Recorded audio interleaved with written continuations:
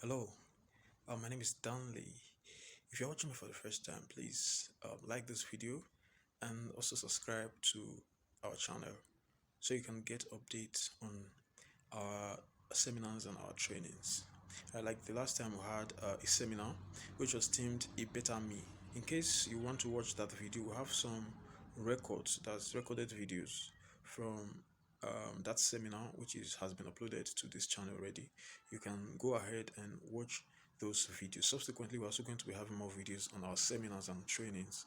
But for now, just going to give you a highlight of our last training, which is themed resonant versus dissonant leadership. Yes, resonant versus dissonant leadership.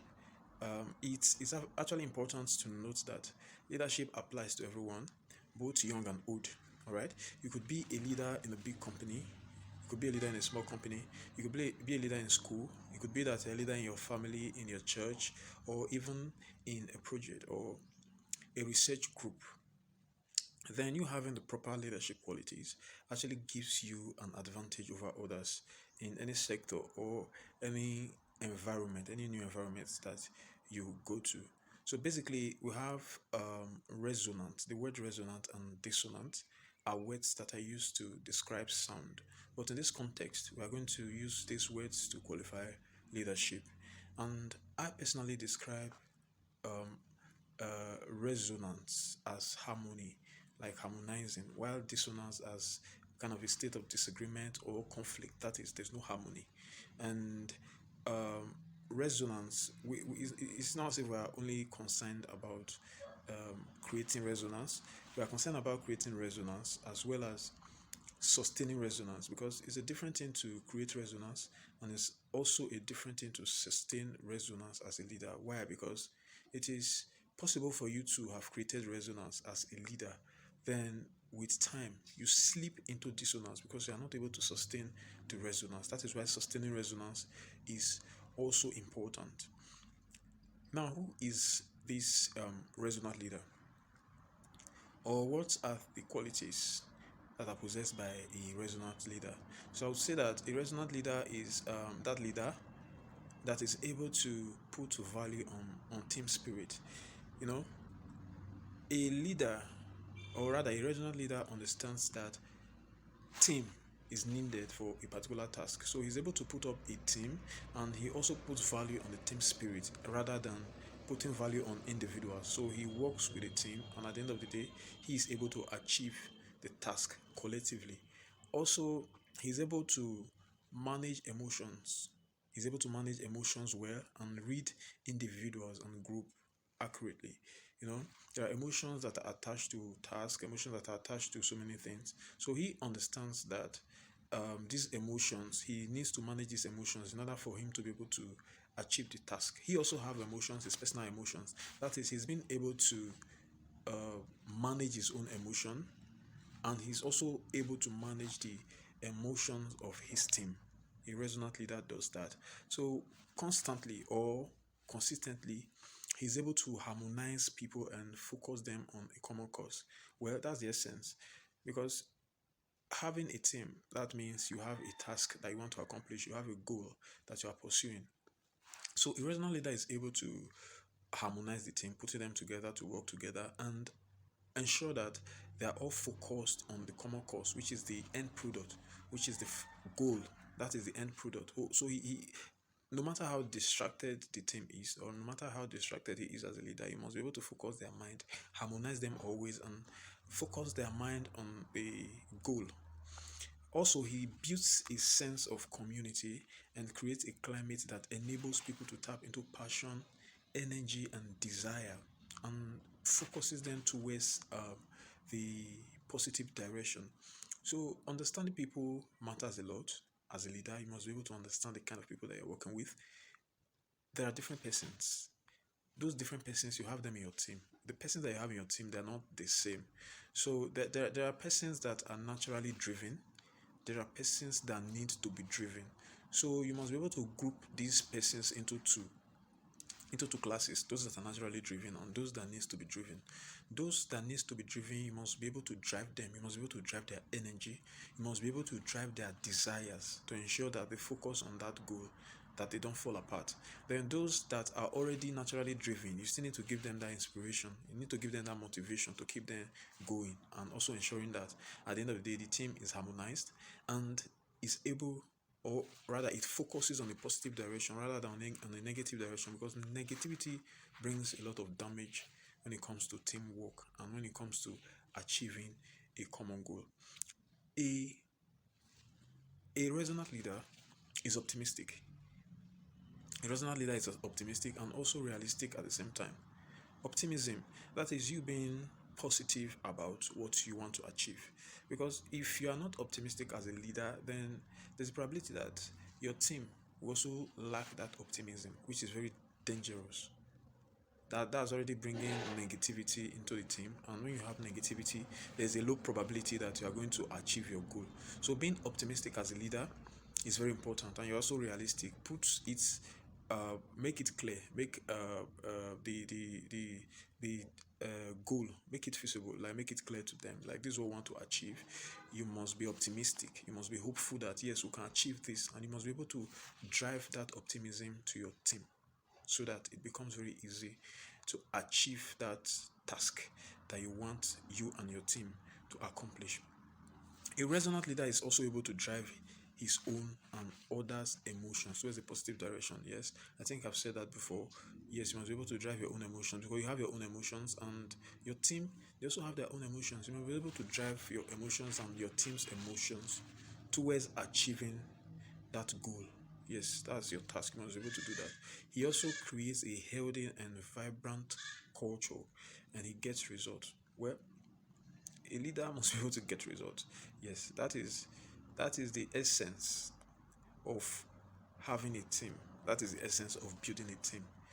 All right, because you want to achieve a result. So you must never forget at any point that you need to achieve that result. Whatever happens, there might be hindrance the way, but at the end of the day, that leader, a resonant leader, must be able to achieve the result, and he ensures that he creates a vibrant atmosphere that will enhance the team to get that result. Both resonance and dissonance um, actually develop because emotion is contagious. Emotion is actually contagious, and some people don't actually know, but I'm going to explain that, why I said emotion is contagious. All right, let's take for instance, if you have a leader that is impatient, a leader that is frustrated, or a leader that is fearful of failure, you see that that energy that energy of failure also extends to the team. So the team begin to feel exactly the same way. They become defensive and self-protective, or they do whatever they can to ensure that they get away from the source of that distress. So that is what a leader that is not having the right energy can actually do to a team. So the team actually starts having this uh, they actually lack focus at the end of the day. So when the followers see that the leader is actually having positivity around him, that the leader is excited, the leader is hopeful, then this energy also goes around the followers.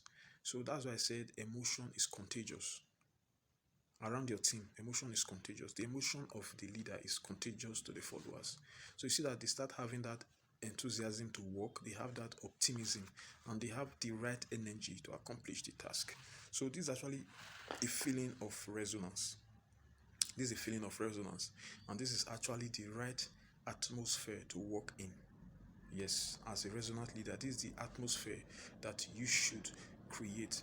Then it is important to also note that time, effort, planning, and strategy is also needed to create and sustain effectiveness and resonance. And at the end of the day, all this begins with emotional intelligence. Emotional intelligence is another topic on its own, I would have loved to explain it, but I feel like it's another topic on its own. But still, um, emotional intelligence, as defined by an English dictionary, they said emotional intelligence is the ability or capacity to assess and manage the emotions of oneself and the emotions of others. So that's emotional intelligence, according to an English dictionary. Then Richard Boyasis actually wrote a book that contains that talked about emotional intelligence. So from his book, he classified emotional intelligence into four groups. He said emotional intelligence is classified, or rather, can be classified into four groups. He talked about self awareness, he talked about self management, he said we have social awareness and also relationship management. Those are the four classes of emotional intelligence that he talked about. And if you look at it closely, the first and the second group, which is the self awareness and the self management, has to do with you being able to manage your own personal emotions. Then the other two, which is the social awareness and the relationship management, that actually talks about, or that has to do with you being able to manage the emotions of other people, the emotions of persons that are walking around you, the emotions of people that are around you. Also, on our outline, I actually said we were going to talk about my leadership. Yes, my leadership. So my leadership, I actually put that there is because I wanted you or the person watching this video to actually analyze your leadership. All right, there's nothing to explain there. It's about you analyzing your own leadership. When you take a look at a resonant leader and the qualities that a resonant leader possess, then I already told you that that is actually a direct opposite of dissonance, a dissonant leader. So a dissonant leader is an opposite of a resonant leader. So when you take a look at these two leadership, you are able to analyze and actually place yourself, judging yourself on the kind of leadership that you possess or the kind of leadership qualities that you possess. But however, I would advise you to work I would advise you to work on yourself till you become a resonant leader, because a resonant leader is actually a true leader. All right, then before I go, I will actually quickly want to give you a note. All right, so I would say emotional intelligence.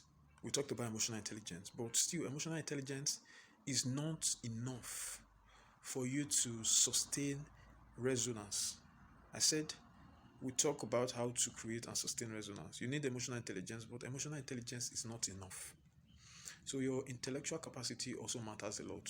You must be able to, or rather, you must be smart to deal with the complexities and challenges that come your way on a daily basis. So even as a resonant leader, if you are not mindful, with time, it's also possible for you to slip into dissonance. So this could result, or this could be as a result of stress or unfamiliar and um, unfavorable environment. Probably you've been transferred to a new environment, or you are working in a new environment that is not favorable. All right, it could be a factor that can make you slip into dissonance. All right, so that's what we have for today. I would advise you watch the video carefully, watch it again and again and again till you understand the difference between resonant and a dissonant leadership. All right, so that's what we have for now. With time, I'm also going to be updating you as to when we'll have our new trainings and also seminars. So thank you very much.